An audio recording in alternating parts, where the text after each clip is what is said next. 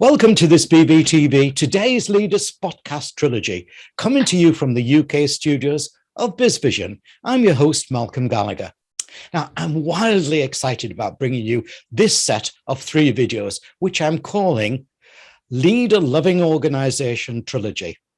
Zina Sutch and her colleague Patrick Malone have written a book which is so apt for today's leaders title. Quite simply, they say that for too long, leadership has been treated as a function and not a relationship. Now, across this trilogy, we'll be exploring their thinking in this book, Leading with Love and Laughter. So let's meet Zina Sutch. Hello, Zina. Hi, Malcolm. What a pleasure to be with you all the way across the blue waters. Yeah, and listen, we're ranking well on temperature today here, 28 degrees, 83 degrees Fahrenheit in the north of England. It's unheard of. I'm going to have to write down Dear Diary tonight. So where are you? I am in the state of Maryland in the United States, right on the Chesapeake Bay.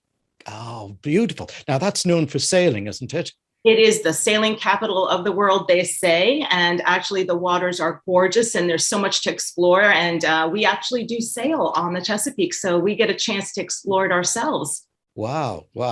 Zina, let's get started on your trilogy of BVTV's podcasts with your book, Leading with Love and Laughter. Now, I love the book, and I was telling you beforehand, I've had a trouble getting hold of it because my wife keeps pinching it for her staff at her tea room, but never mind. I managed to get as much out of it. And I love the concept, especially here at BVTV. We're totally committed to conscious leadership, showing compassion and care. So in this episode 1 of your trilogy, can you please introduce us to your thinking and the concept? Also, what can go wrong with Leading with Love and Laughter concept, and how should you correct it or start to correct? Absolutely. The concept started with all of the exposure that myself and my colleague had to executive leaders from across the country in the United States. And what we observed in our classes, because we teach leadership development, we observed people that were exceptionally good at being leaders. They had followers, they had engaged teams, they were high productive teams, very creative, problem solvers, all those things that you see. And these leaders had joy in their faces. And then there were some that didn't. And my partner and I, Patrick, we kept saying, what is it? What is that? And we called it the X factor. Sound familiar? We said, what is that X factor that leaders have that make them exceptional leaders? And there are a lot of great leaders out there. And we came down to these 2 items, these 2 things.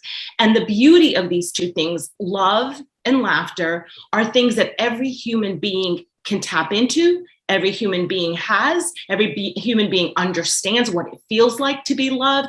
Every human being understands what it's like to laugh and enjoy yourself in your workplace.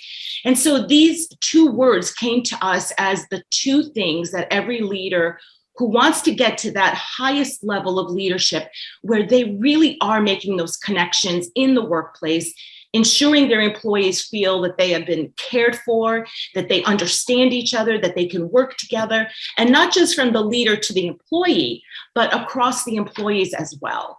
And part 2 of your question was, what can go wrong? And what can go wrong is one of the things that we talk about quite often, and that is that many leaders, in their goals to become better leaders, they go to classes, they go to certification programs, they get black belts and blue belts and hang plaques on their walls, and have attended some of the most elite universities to learn how to lead. And when they have that, they tend to rely on these formulas. And what we are saying is the danger of With Love and Laughter, and the book that we've put out now, is if people take this as a formula and start looking at it as a check the box activity. And one of the things we encourage people is to really, really dive deep into who they are, get to know yourself. And that's how you overcome that. Instead of just looking at the book as an external, next level, next layer, go backwards, go deeper internally to yourself, get to know yourself. We even use the term certification in self. So get that certification in self, know yourself, understand who the real you is. What is your capacity to care for others? What is preventing you? What are you afraid of? What are your triggers? What makes you, feel uncomfortable? And learn to overcome that so you can create that relationship. And that's the same for laughter. What makes you laugh? And how far can you go with laughter? If you're going into the office and starting to tell jokes like you're a stand-up comedian and you're not, you're going down the wrong path, is what we say. Yeah. That's a little bit, I don't know whether it translated into the USA, but we had a UK program called The Office. And he was a very poor leader. But what I find fascinating, really fascinating about the book, is that you've encapsulated something that I've sort of known in my own mind for years with the hundreds of businesses that I've coached as well. If I go into a business and there's fun, there's laughter, there's humor, you're welcomed in and join, it's not you're not excluded from it. It's so much easier business to work with and so much easier business to look forward to, for forward thinking, isn't it? Absolutely. It relaxes people. We know that it creates a space where people feel free to even make mistakes, because the joy around that is a learning. It makes it a learning experience versus everyone's going to come down hard on me. People who learn how to accept their own, not just all the great things about them, but all of the things about us that aren't so perfect. And being able to recognize that as a leader in yourself, because we really focus on self-love as well. We have to love ourselves for all of the good in us and also some of the stuff that we're working on. And if you can do that, you can then start laughing at some of those things. And you would be surprised at how much we have in common of this self-laughter, being able to look at yourself and be like, whoa, well, I'm never going to do that again, or share a story and others will be like, I've been there, I've done that, I know exactly how you feel. It connects us.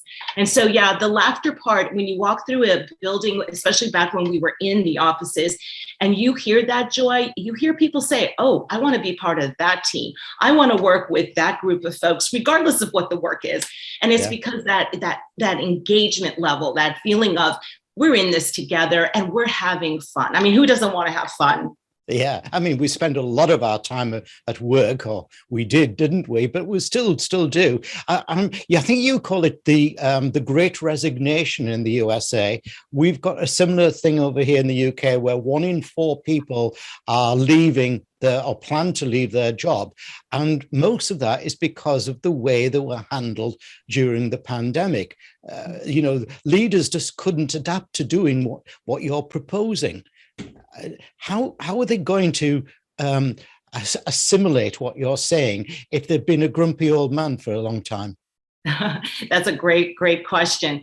The question is, do they want to? The question is always coming down to, how much do you want to change? How much do you want to grow? How much do you want to become that exceptional leader? Folks who've got all of the certifications, like I said, all the plaques on the walls, if they're walking around and thinking this has made me the greatest leader in the world, yet their employees won't talk around them, won't laugh with them, literally just looking up and being like, don't say anything. You are not getting the most out of your employees. Your organization is not performing optimally. And so that's our goal. Do you want to get everything that you can from your employees and give everything that you have for this organization? And if you do, then you can start taking these steps, these very small steps to getting you to that point. Brilliant. Thanks, Zina. Now, let me remind our audience of your URL, your website, of you and Patrick. We're obviously, viewers, you can see it on the screen behind me, but let me spell it out for listeners. It's all the W's, SutchMalone.com. Now, that is SUTCH,